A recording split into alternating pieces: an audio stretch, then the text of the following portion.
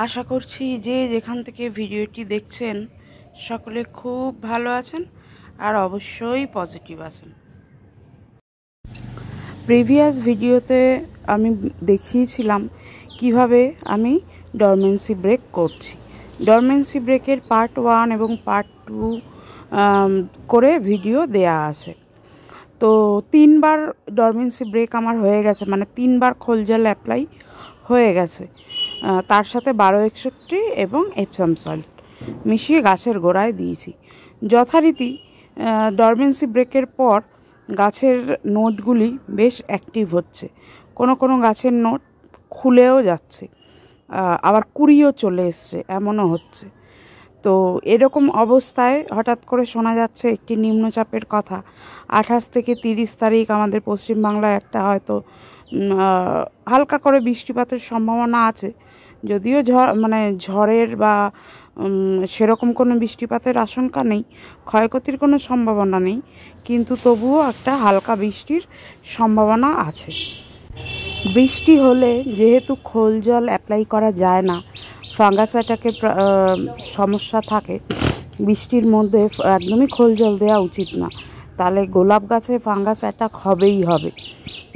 সেই কারণে চতুর্থ যে ডরমেন্সি ব্রেকের খোল জল অ্যাপ্লাই সেটা হয়তো আর দেয়া যাবে না। এমতো অবস্থায় প্রুনিংয়ের ডেটটাও এগিয়ে আসবে, আর যেহেতু বৃষ্টির ছোঁয়া একটু পাবে, হালকা করেও যদি বৃষ্টি হয় সেই ছোঁয়া যেহেতু পাবে, নোটগুলো বাকি যে নোটগুলো থাকবে সবই কিন্তু অ্যাক্টিভ হয়ে যাবে। সেই কারণে আমাকে 3 তারিখের আগেই হয়তো প্রুনিংটা করে ফেলতে হবে, তাহলে হয়তো ভালো রেজাল্টটা পাবো। আর যদি একদম প্রুনিংটা যদি বৃষ্টির আগে করে ফেলি তাহলেও কিন্তু সমস্যা আছে, কারণ রুটে জল যদি জমে তাহলে কিন্তু ডাইব্যাক অবধারিত। তো গোলাপ গাছ নিয়ে প্রতি মুহূর্ত নানান সমস্যার সম্মুখীন হতে হয় এবং সেগুলোকে কাটিয়েও উঠতে হয়, ভয় পেলে হয় না। প্রতিনিয়ত শিখছি, আরও শিখব আশা করছি। প্রকৃতির নিয়মে আমাদেরকে তো মানিয়ে নিতেই হবে, সেই কারণে যতটা সাবধানতা অবলম্বন করা যায় চেষ্টা করছি।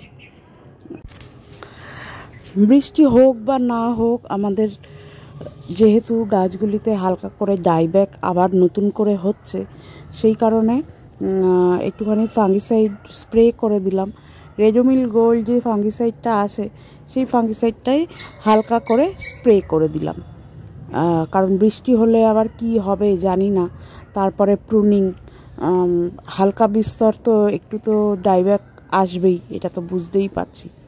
এখানে দেখুন নোটগুলো বেশ অ্যাক্টিভ হয়েছে, বেশ টোপা টোপা হয়েছে। এ থেকে বোঝা যাচ্ছে যে প্রুনিংয়ের সময় একদম উপযুক্ত হয়ে গেছে, মানে প্রুনিংয়ের জন্য গোলাপ গাছ একদম উপযুক্ত হয়ে গেছে। এই মুহূর্তে প্রুনিং করলে খুবই ভালো, কিন্তু বৃষ্টির সমস্যার জন্য যেহেতু আপডেটটা পেলাম, সেই কারণে আরও 3-4 দিন ওয়েট করে যাই। 31 তারিখ থেকে আশা করছি ওয়েদার একদমই ক্লিয়ার হয়ে যাবে, তো হয় 31 তারিখ অথবা 1 তারিখের মধ্যে প্রুনিং করে ফেলব। আর প্রুনিংয়ের ভিডিও অবশ্যই আপনাদের সাথে শেয়ার করব।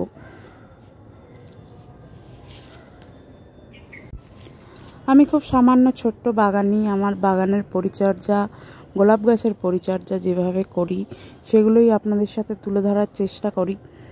এখানে নোটগুলো দেখুন অ্যাক্টিভ হয়েছে আর লাল লাল কচি পাতা নিয়ে বেরিয়েছে। 2-1টা গাছে তো ব্যাসালও বেরোচ্ছে। আর টবের একটু ঘাটতি হয়ে গেছিলো বলে 2টো গাছকে জলের বোতলের মধ্যেই বসিয়ে দিয়েছি।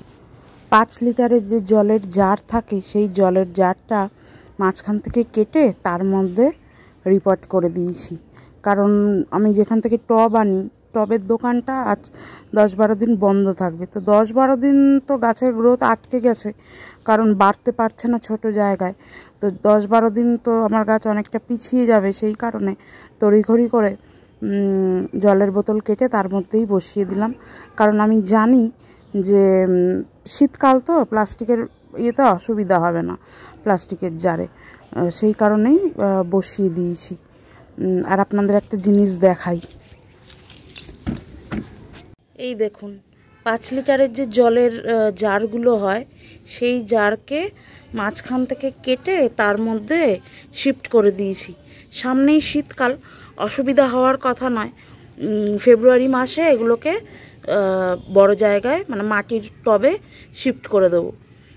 আপাতত এর মধ্যেই গ্রোথটা নিক, কারণ গ্রোথ একদমই আটকে গেছিলো। আর যেই মানে রিপোর্ট করেছি এই পটে বড় জায়গায় বসিয়েছি, অমনি দেখুন এই দেখুন নোট অ্যাক্টিভ হয়ে গেছে 2-3 দিনে। এই যে 2-3 দিনের মধ্যেই নোট অ্যাক্টিভ হয়েছে। এই দেখুন লাল কচি পাতা ছাড়ছে, দেখেছেন?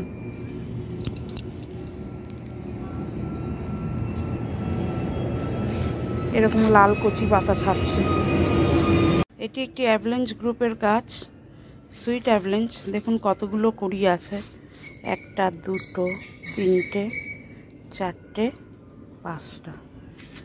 5টা কুড়ি। ও এইখানে একটা, এই যে 6টা, আর এখানে বেরোচ্ছে। এই যে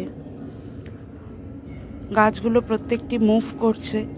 আর খোল জল দেওয়াতে যেটা হয় সেটা হচ্ছে এই যে নতুন নতুন শুট ছাড়ছে। আজকের ভিডিও এই পর্যন্তই। দেখা হবে নতুন একটি ভিডিওতে নতুন টপিক নিয়ে। ততক্ষণ সুস্থ থাকবেন, ভালো থাকবেন, আর অবশ্যই সবুজের সাথে থাকার চেষ্টা করবেন। এতে মন মানসিকতা ভীষণ ভালো থাকে।